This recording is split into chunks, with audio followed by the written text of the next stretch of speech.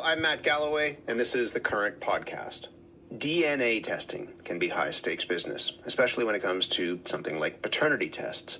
But a CBC News investigation found that Viagard Acumetrics, a Toronto company, sold inaccurate prenatal paternity tests for nearly a decade to customers right around the world. The wrong results led to heartbreak, family court battles, and people's lives turned upside down. Jorge Barrera is with the CBC's investigative unit. Jorge, good morning. Good morning. Why did you start looking into this story in the first place? Well, this started a few years ago. I received a tip that a Toronto DNA company was selling fraudulent DNA tests in conjunction with a group selling fake Indigenous status cards. I interviewed a couple of people who had suspicions, and they actually sent in their dog DNA to the company, and the results came back saying that their dogs had Indigenous ancestry. We then sent DNA from 3 CBC employees with no ancestral connections to North America. And sure enough, they came back saying that they had Indigenous DNA from this continent.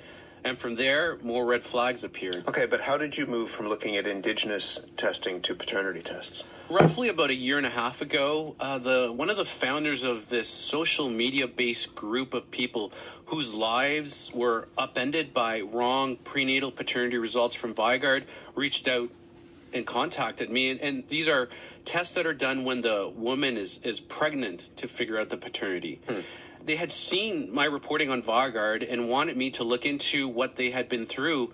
And that's how this investigation started. As many do, someone from the public reached out and said, hey, check this out. What were some of the stories that you heard? I connected with Coral Mayer, and she's from North Bay, Ontario. She was 19 years old and made a documentary about her unplanned pregnancy. When I first found out that I was pregnant, I honestly felt like I had no right to be excited because it wasn't planned, because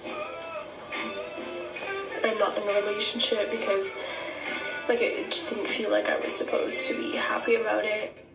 And she carried a lot of shame about what she was going through because of what she faced.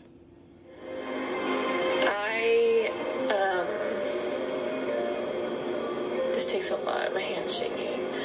For this documentary, I wanted to be honest. Here's something that is humiliating, although maybe it shouldn't be. You're poking holes in Coral's finger. I don't know the father of my child. Okay, I'm not poking it yet. Just give it to me. I'm putting it down on the table. So as you heard her say, she didn't know the paternity of her child. So she started searching for these types of prenatal paternity tests, and she actually typed in Google, prenatal paternity tests near me, and up popped this Toronto lab, Viagard Acumetrics. Do you think that's enough? Here, do you want to focus on it? Definitely enough in there. I can't get the focus, so if you wanted to focus on there, you should do it. Hey, my finger is throbbing. It's because of all the pressure I was putting on it. Ow. So that's Mayer filming herself using Viagard's do-it-at-home kit, which came with a little lancet to prick her finger, which she does. You heard her saying, ow. And then she squeezes these drops of blood into a vial.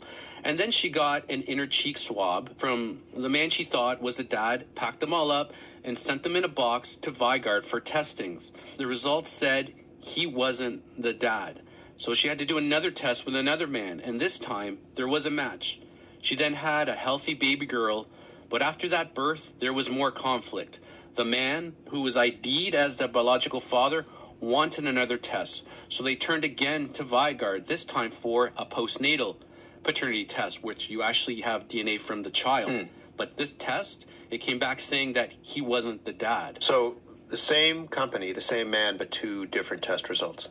That's right, and 2 different labs eventually confirmed that the first man that she tested, the one that Viagard had ruled out, said, you're not the dad, was actually the biological father. Oh, wow. So what was all of that like for Coral? Well, it was devastating for her. She says that she spent a lot of emotional energy trying to include the wrong biological father into her pregnancy. You know when you're just so hysterically upset you laugh? You're just beyond emotion? And you just start laughing because you're like, there's no way that this is real. There's no way in any world that this is happening, for real. Are there other people? Am I the only one? Like, was it just me that got messed up?